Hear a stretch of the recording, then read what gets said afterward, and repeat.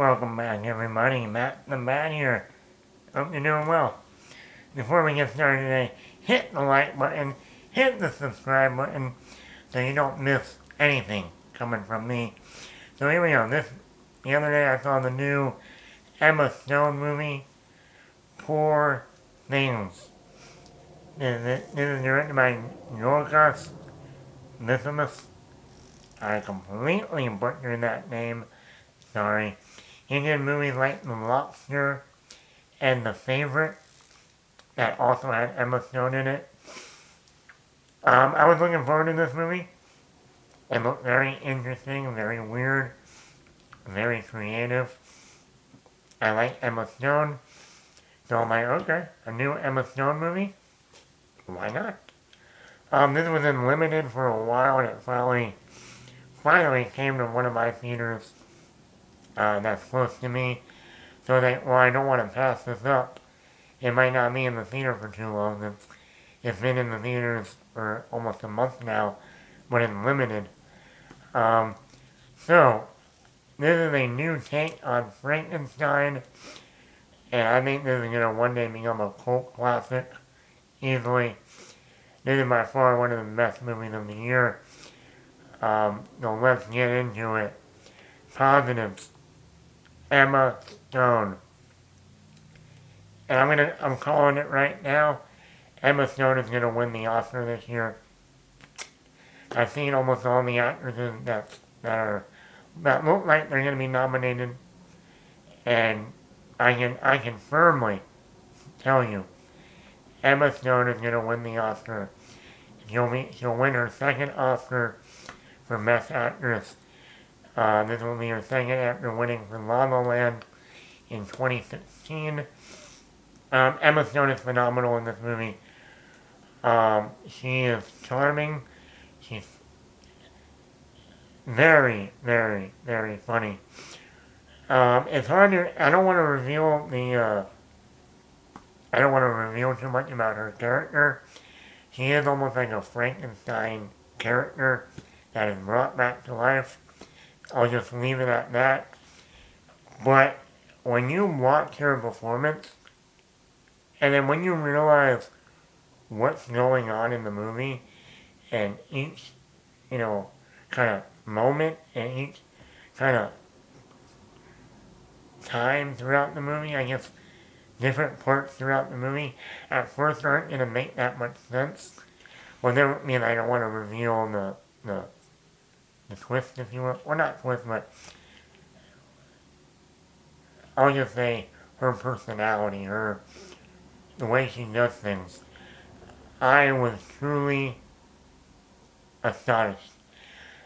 It is hard. This performance can walk a very, very, very hard line of being over the top, being bad, but good, and not in a good way either. It can be looked at as funny, but you're not laughing with them. You're laughing because it's so bad. And it's none of those things. The way Emma Stone performs this character throughout the movie is almost astonishing, like I've already said, because they don't have to spell it out for you what she's doing or why she's acting this way. But when you realize it and you see how she's going through this movie, you are blown away. The character development in this character, played by Emma Stone, is truly phenomenal. I mean, she puts it all out there, and it's just mesmerizing to watch. The other one is Mark Ruffalo.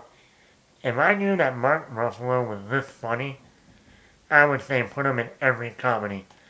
Um, he has the great one-liners. He has a lot of like quips, a little like side comments. Also, he has a lot of moments where, without him saying anything, just the look on his face, the expression after a certain moment happens, he'll have a certain expression that you can't stop but crack up. Um, He is an excellent character, and one that will be remembered for Mark Ruffalo. And I'm a Mark Ruffalo fan. 13 going on 30, Collateral. But he's easily, he might even get nominated for supporting actor. William Dafoe, he's always great. He plays the doctor. You know, you have Frankenstein, but you got your Dr. Frankenstein. He's kind of like that character. He performs interesting experiments on people and animals. I'll just leave it at that. And, you know, who doesn't like William Dafoe? I mean, not just that voice of his perfection. That's why he always made a great Green Goblin, Norman Osborn. That voice was always the perfect voice for the Goblin. And he's great. He has great working chemistry with Emma Stone. He also has some great one-liners at times. Very interesting character. He is hilarious. This is a comedy. You can look at it as a dark comedy. It's a fantasy, it's a drama, it's a comedy, and it's a science fiction movie, all rolled into one. And they all work seamlessly throughout the movie. But this is a hilarious movie. I was dying laughing throughout this entire movie. And everyone in the audience was the same way. You gotta get this. Some of this humor might offend people. I'm not gonna lie. There's a lot of innuendos, a lot of sexual humor, a lot of inappropriate humor, a lot of humor that I'm actually surprised that they had in this movie in today's climate. Certain words you can't say anymore are in this movie. And I was like, yes, we haven't lost that in our society. Thank you. There's even a line near the very beginning of this movie that I was shocked that they had in here, that I almost choked on my popcorn. I was like, oh, they went there. I'm gonna love this movie. Maybe that just shows how mean, how bad I am. Oh, you're bad. You're so bad. So, this movie has a lot of nudity. Just like The Wolf of Wall Street. I want to let people know this now, so I don't get comments or family members saying, you recommended this movie, and I took my son who was only a freshman in high school? How dare you, Matt? How dare you? I had to cover his eyes 90% of the movie. There's a lot of nudity. A lot of Emma Stone. A lot of Emma Stone. So I want to let you know that before going into this movie. If you're taking a child, or at least a high schooler, I would not see this with my parents. Even at my age, I'd be like, no. I wouldn't. They have a great score throughout the movie. Very unique. Very fantasy-like in elements. I think it works for the movie. I love the cinematography. It reminded me of old classic films.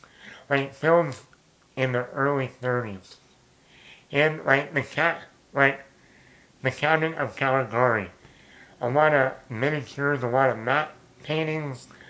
The way they shot this movie, a lot of like 8mm. There's a lot of scenes out of 8mm fisheye lenses that I thought were very unique. Like the coloring in scenes. Like a very, very old school filmmaking in this movie. This fantasy aspect world was very unique, very well shot. In certain moments, very colorful, very bright colors.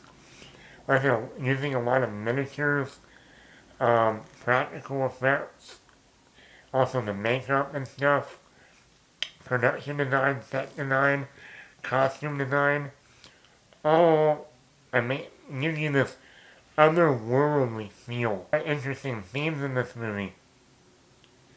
Obviously, the breaking of men, like being trapped by men, is a main theme. But it doesn't hit you over the head. It's not like a Me Too, men rule the world I mean, you see it in the movie, but it's not like,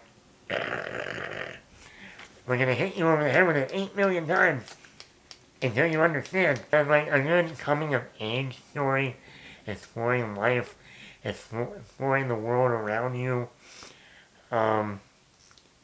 Even explores sexuality.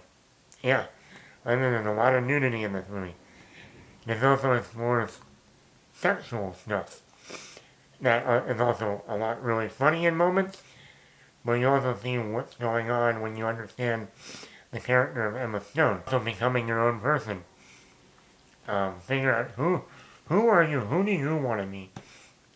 Not who they want you to be. Who do you want to be? My only real negative, if I were to give this a little bit of a negative, is it is over 2 hours and 20 minutes long. I think you could have cut a little bit out of this movie. There's only so many times we can see Emma Stone have sex. There's a lot of it. A lot of sex in this movie. I think that would have been like, okay, she knows how to have sex. A lot of it. She'll give Jordan Belfort a run for his money. Yeah, so I think it could have been a little bit shorter. There's a little too much sex in this movie. I don't know if that's a good thing or a bad thing, depends on you, but I thought when it keeps going and going and going and don't you ever want to rest, take a break, sit down, relax, go for a walk, get out of that room, get out of the bed. Well, yeah, I think they should have shortened the runtime a little bit. Instead of a 2 hour, 20-minute movie, maybe 2:10, 2 hours. Too much sex. I never thought I would have to say that in a movie. This movie makes American Pie look amateur. We need less sex in the sexually hyper movie. No, less sex. Great movie. I definitely think this is going to be a cult classic one day. I easily think that Emma Stone is going to win Best Actress. And I'm going to say it right now, especially lately with Best Picture winners, like The Parasite of the world or Everything Everywhere All at Once, this might be the shocker of this year. And it might win Best Picture. It might overtake Oppenheimer or The Holdovers for that unique movie that right now you're like, that's not going to win Best Picture. It will easily be nominated, but I think it has a chance to win. It's unique, it's original, it's based on a book, but it is an original script, not off of anything we've seen before. Great acting, great performances by everyone all around. Production, set design, cinematography, music, extremely funny. I highly recommend this movie. I give it a 5 out of 5. Have you seen Poor Things? Let me know in the comments below. Once again, like, subscribe to the channel, Matt the Matt.